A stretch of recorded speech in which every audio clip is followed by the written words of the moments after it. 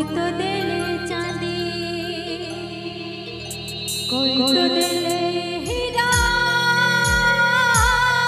रे, कोई तो दिल मोती, मोहि तो गरीबियां हूँ कहाँ कहूँ सोना चांदी। बोले दरबार की, बोले सुर वाले मैया की, और मीठी मीठी ताली के साथ। और कैसे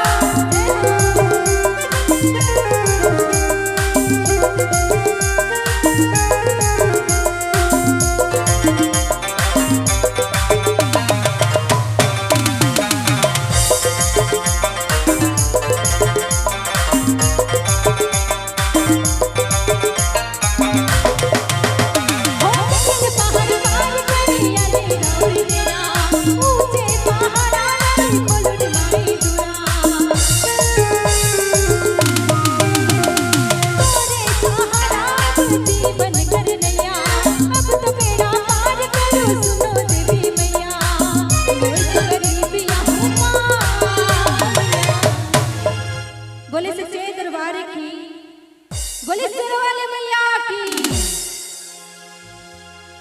बोले महामाई के प्यार की।